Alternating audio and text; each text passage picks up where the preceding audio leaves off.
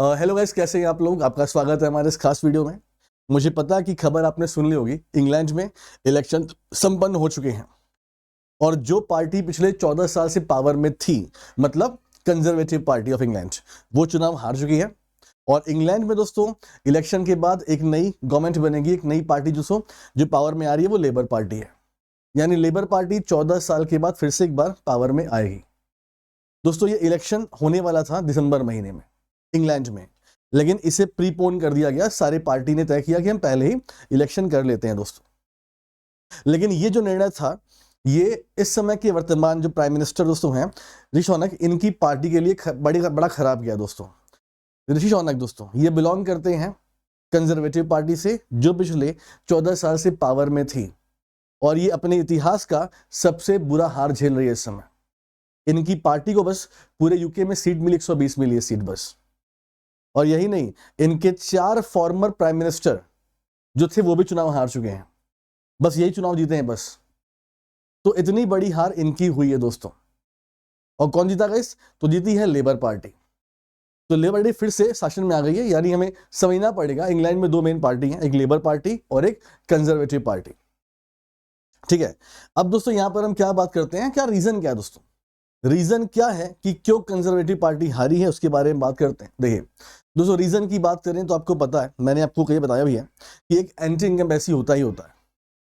मैंने बोला था आपसे कि पिछले 14 सालों से कंजर्वेटिव पार्टी माहौल में है, मतलब मार्केट में है दोस्तों, मतलब मेन स्ट्रीम में है। तो एक जो सरकार चलती है, 14 साल चल रही है, तो उनके पीछे एंटी इनकम्बेंसी तो हो ही जाती है। तो एक रीजन ये है दोस्तों। लेकिन दूसरा बड़ा रीजन क्या है दोस्तों उसका? रशिया यूक्रेन क्राइसिस के बाद मैं हमेशा बोलता हूं कि पूरा वर्ल्ड अभी संभला नहीं है। पहले कोविड-19 आया, फिर रशिया यूक्रेन क्राइसिस, जिसकी वजह से बहुत से देशों में, स्पेशली जो यूरोपियन कंट्री हैं, यहां पर इन्फ्लेशन काफी दोस्तों आ गया है। क्यों आ गया है? क्योंकि भाई आपने बैन किया था ना, कोई देश रशिया से पेट्रोल या नेचुरल गैस नहीं परचेस करेगा, तो आपके देश सप्लाई हो ही नहीं पाई, तो आपके देश में महंगाई आ गई। तो पूरा यूरोप इससे परेशान है दोस्तों, और इंग्लैंड भी।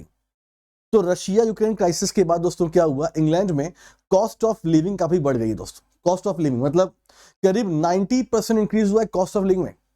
कॉस्ट ऑफ लिविंग का मतलब क्या हुआ, एक शहर में आप रहते हो तो क्या कॉस्ट आपकी लगती है दोस्तों? जैसे फॉर एग्जांपल ट्रांसपोर्टेशन की हम बात कर लें, हॉस्पिटल्स की बात कर लें, हेल्थ केयर की बात कर लें, स्कूल की बात कर लें, एजुकेशन की बात कर लें, तो इन सब में 90% इंक्रीज हुआ है।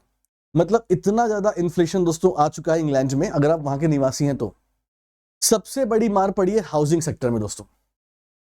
मतलब इस समय इंग्लैंड में आप नया मकान तो छोड़िए, आप रेंट पे भी नहीं रह सकते गाइस, इतना रेंट बढ़ गया इंग्लैंड में। ऐसे बहुत सारे लोग ऐसे हैं जिनके पास अपने मकान नहीं है, वो बहुत परेशान है। तो इंग्लैंड में दोस्तों इसमें हाउसिंग सेक्टर काफी महंगा हो गया है दोस्तों, जिसकी वजह से क्या कि यहां पर हाउसिंग सेक्टर में दोस्तों लोग रह ही नहीं पा रहे। जो गरीब हैं वो मकान अफोर्ड ही नहीं कर पा रहे। एक बड़ा दिक्कत दोस्तों यहां पर। तीसरी बड़ी प्रॉब्लम दोस्तों क्या है आपका? इमिग्रेंट। ठीक, पूरा यूरोप इससे परेशान है इस इमिग्रेंट पॉलिसी से। मतलब ऐसे दोस्तों जो अन्य कंट्री से बिलोंग करते हैं और जो किसी बहाने से इंग्लैंड में आ जाते हैं और फिर दोस्तों वहां के कोर्ट से असाइलम लेकर यहीं पर रुक जाते हैं। इससे क्या हो रहा है, इंग्लैंड की पॉपुलेशन बढ़ रही है दोस्तों। पॉपुलेशन बढ़ रही है, कल्चरल डाइवर्सिटी बढ़ रही है ना। एक तो पॉपुलेशन बढ़ रही है, दूसरा ऐसे लोग जो आपके कल्चर से बिलोंग नहीं करते वो लोग देश में आ जाते हैं आपके। कहीं दोस्तों रेप हो रहा है, कहीं हिंसा हो रही है, और सब में यही लोग इन्वॉल्व हैं जो बाहर से लोग आते हैं। जो इंग्लैंड के लोग हैं, इनका मानना यह है दोस्तों कि जो हमारे राइट्स हैं वो किसी और को मिल जा रहे हैं। राइट्स मतलब जॉब की आप बात कर लो, जॉब सिक्योरिटी की बात कर लो। हाउसिंग क्यों महंगा हो रहा है इंग्लैंड में, इतनी क्यों महंगाई हो रही है? इनकी वजह से हो रही है महंगाई, ये कहना इंग्लैंड के लोगों दोस्तों। तो तीसरा बड़ा जो रीजन है वो क्या है? इमिग्रेंट्स। हालांकि दोस्तों इस समय जो कंजर्वेटिव पार्टी थी, इसने कुछ नियम बनाए, जस्ट लाइक रवांडा में ट्रांसपोर्ट करना। आपको बताया ना, अगर आप इमिग्रेंट नहीं आ रहे हैं दोस्तों तो इंग्लैंड आपको रवांडा में ट्रांसपोर्ट कर रही है, लेकिन ये दर बहुत धीरे। और उनका क्या, जो पहले से आ रहे हैं, ये तो नए लोग के लिए पॉलिसी आई थी। तो इंग्लैंड वाले इससे काफी नाराज थे दोस्तों, इससे काफी नाराज थे। तो लेबर पार्टी ने अपना चुनाव यही किया था कि हम आते ही इमिग्रेशन पॉलिसी को और स्ट्रांग बनाएंगे। तो लेबर पार्टी के चुनाव जीतने के पीछे बहुत बड़ा एक रीजन ये भी है कि इंग्लैंड के लोगों ने सपोर्ट किया इनके इमिग्रेंट पॉलिसी के लिए दोस्तों। ठीक है, चलिए आगे बढ़ते हैं। अब दोस्तों बात करेंगे क्या इंपैक्ट इंडिया पर पड़ने वाला है, उसकी हम बात करें। देखो दोस्तों, सबसे बड़ा इंपैक्ट कैसे पड़ता है कि जो गवर्नमेंट बन रही है, जो पार्टी बन रही है, उसकी नजर में इंडियंस और इंडिया क्या क्या वजूद है दोस्तों। सबसे बड़ा रीजन ये होता है, उसके बाद हम सारे पॉलिसी की बात करते हैं। लेबर पार्टी जो पावर में आई है, इसका दोस्तों हमेशा से एंटी इंडिया स्टैंड रहा है, हमेशा रहा है। Anti India, anti Hindu, anti Kashmir, ये इनका स्टैंड रहा है दोस्तों, बहुत पहले से रहा है, मतलब भयंकर रहा है, ठीक। लेकिन अच्छा, तो इससे जो इंडियंस है उसमें एक टेंशन बढ़ी है। अगर हम बात करते हैं भाई पार्टी का, तो इनकी जो पार्टी ले पार्टी दोस्तों है, तो उसका हम भारतीयों के लिए हमेशा जो स्टैंड रहा है वो एंटी रहा है, ये बात है माननी पड़ेगी, ठीक है दोस्तों। लेकिन एक बात ये भी है, 19 दोस्तों 2019 में जब इलेक्शन हारी थी लेबर पार्टी दोस्तों, जो राइट नाउ प्राइम मिनिस्टर बने हैं दोस्तों, तो बेटा इन्होंने अपनी पूरी पार्टी का ऑपरेशन किया था, सर्जरी की थी, और कई लोग को पार्टी से निकाल दिया था जो कि हमेशा निगेटिव बात करते थे, मतलब इंडिया के अगेंस्ट में, इजराइल के अगेंस्ट में दोस्तों, इन लोगों को हटा दिया गया था, ठीक है। मतलब मैं आपको बताऊं, 19 के इलेक्शन में तो इंग्लैंड ने इजराइल ने सीधे बोल दिया था कि अगर लेबर पार्टी पावर में आई, लेबर पार्टी, तो इंग्लैंड का इजराइल से सारा कनेक्शन खत्म हो जाएगा। मतलब इतना अगेंस्ट रहते हैं ये लेबर पार्टी वाले भारत के और इजराइल के, है ना, ये इनका है दोस्तों स्टैंड है। लेकिन गाइस 19 के बाद पार्टी ने चेंज किया अपने आप को, और ऐसे लीडर सामने आए हैं जो कि मतलब हमने देखा है, जैसे for example new prime minister of England दोस्तों। तो बेटा ये ऐसे लीडर हैं दोस्तों जो बिलोंग करते लेबर पार्टी से, लेकिन दोस्तों इन्होंने हिंदू फोबिया पर मतलब खुलकर बात की थी इंग्लैंड में। ऐसा कुछ भी नहीं है जैसा दिखाया जाता है। इसके अलावा दोस्तों जब खालिस्तानियों ने हमारे इंडियन एम्बेसी पर आक्रमण किया था, हमला किया था, और जो इंडिया के लोग थे उनके दुकानों पर हमला किया था, तो बेटा इसके विरोध में सबसे ज्यादा आवाज उठाने वाले यही थे आपके राइट नाउ जो पीएम बने इंग्लैंड के दोस्तों, हैं ये लेबर पार्टी से। तो इनका जेस्चर पोस्चर जो है वो इंडिया के सपोर्ट में तो है दोस्तों थोड़ा, मतलब लेबर पार्टी का जो इतिहास रहा है उसके अलग दोस्तों इन्होंने भारत का स्टैंड लिया, कई बार लिया, ठीक है। अब बात करते हैं इसकी इंपैक्ट की। और देखो दोस्तों, आपको पता है ब्रेग्जिट, ब्रेग्जिट मतलब दोस्तों ब्रिटेन जो है ये यूरोपियन यूनियन से अलग हुआ था दोस्तों। क्यों अलग हुआ था? सेम दिक्कत इमिग्रेंट्स की, मतलब पूरे यूरोप के जो लोग हैं दोस्तों वो इंग्लैंड में आके रह रहे थे, इससे इंग्लैंड की पॉपुलेशन बढ़ रही थी, और जो इंग्लैंड के लोग के राइट्स हैं वो उनको नहीं मिल पा रहे थे। तो अंत में इंग्लैंड दोस्तों यूरोपियन यूनियन से अलग हो गया, ठीक है, ब्रेग्जिट हम कहते हैं दोस्तों। ब्रेग्जिट से बेटा क्या हुआ, देखो इसके हटने के बाद जो इंग्लैंड की इकॉनमी दोस्तों है, जैसे अगर दोस्तों फॉर एग्जाम्पल अगर आप एक देश है, अगर आप यूरोपियन यूनियन मेंबर हैं, आपको पता होना चाहिए दोस्तों, अगर 32 मेंबर हैं तो बेटा इन 32 मेंबर जो बिजनेस होगा उसमें कोई टैक्स नहीं लगता, कोई टैरिफ नहीं लगता, फ्री ट्रेड होता है बेटा। तो बेटा इंग्लैंड को फ्री ट्रेड की हैबिट है, और इंग्लैंड ऐसे देश को ढूंढ रहा है जो बड़े देश हैं और जहां से वो फ्री ट्रेड कर पाए, इंक्लूडिंग इंडिया दोस्तों। तो राइट नाउ इंडिया में और इंग्लैंड में फ्री ट्रेड एग्रीमेंट को लेकर बात चल रही है, जो अंतिम अपने स्तर पर है, यानी कुछ पॉइंट बचे हैं दोस्तों, उसके बाद क्या होगा, ये एग्रीमेंट हो जाएगा, जिससे इंडिया को और इंग्लैंड को बहुत फायदा होने वाला है।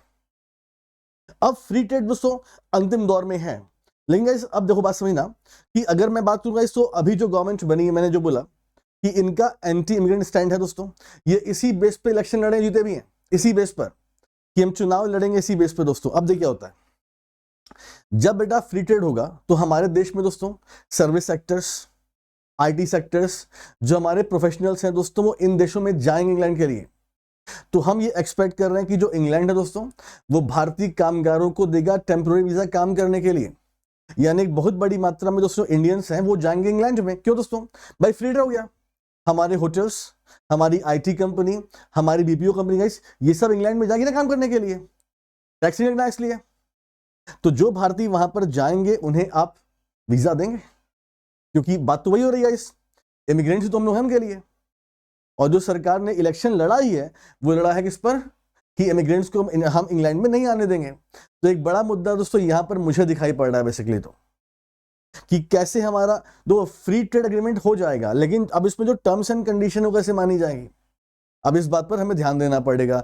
तो कहीं ना कहीं हमारा फ्री ट्रेड एग्रीमेंट नेगोशिएशन बेटा जो है ये अभी और डिले हो जाएगा मेरे हिसाब से। हाँ पहली बात दोस्तों, अच्छा जो मैंने बोला वीजा एप्लीकेशन में दिक्कत आ सकती है दोस्तों। हाँ अच्छा एक बात और गाइस देखिए, एक बात हमें समझनी पड़ेगी कि इंग्लैंड में कोई भी सरकार आए, पावर में, आपका स्टैंड एंटी इंडिया हो या इंडिया के फेवर में हो, एक बात आपको समझनी पड़ेगी कि आपके देश में इलेक्शन जो हुआ है तो पब्लिक ने वोट दिया है बुरी इकोनॉमिक कंडीशन की वजह से। यानी कोई भी गवर्नमेंट आएगी तो उसे अपनी इकोनॉमिक कंडीशन अच्छी करनी पड़ेगी, और इकोनॉमिक कंडीशन तभी अच्छी हो पाती है दोस्तों जब आप किसी दूसरे देशों के साथ, ऐसे देश जिनकी कंडीशन अच्छी है, उनसे आप एग्रीमेंट्स करते हो, ट्रेड करते हो, ताकि आपका देश आगे बढ़े। और इंडिया दुनिया की सबसे तेजी से बढ़ने वाली इकॉनमी है। तो ये मेरा पूरा मानना है दोस्तों कि ब्रिटेन में जो लेबर पार्टी आई है, भले उनका स्टैंड अभी तक एंटी इंडियन हो, लेकिन अब उन्हें भारत के साथ काम करना पड़ेगा दोस्तों, क्योंकि हमने अपने in terms of economy England को छोड़ दिया पीछे। अब वो देश अब नहीं रहा। जिसे आप बोलते थे कि भारत तीसरी दुनिया का देश है, सपेरों का देश है, भारत ने आपको हरा दिया पीछे, और भारत आपसे तेजी से बढ़ती सस्ता भी है, और भारत आज के टाइम पर दुनिया की चौथी सबसे बड़ी इकॉनमी भी है, जो आपको मानना पड़ेगा दोस्तों, है ना। चलिए गाइस, तो ये यहाँ पर हमारी वीडियो खत्म होती है। तो कैसी लगी आपको हमारी वीडियो गाइस, प्लीज हमें कमेंट कीजिए। कोई नया टॉपिक और भी है जो आप चाहते हैं मैं इस पर वीडियो बनाऊं, तो मैं इस पर वीडियो बना दूंगा, ठीक है। Thank you so much guys, अपना ख्याल रखिए, मिलते हैं आपसे नेक्स्ट वीडियो में। थैंक यू दोस्तों।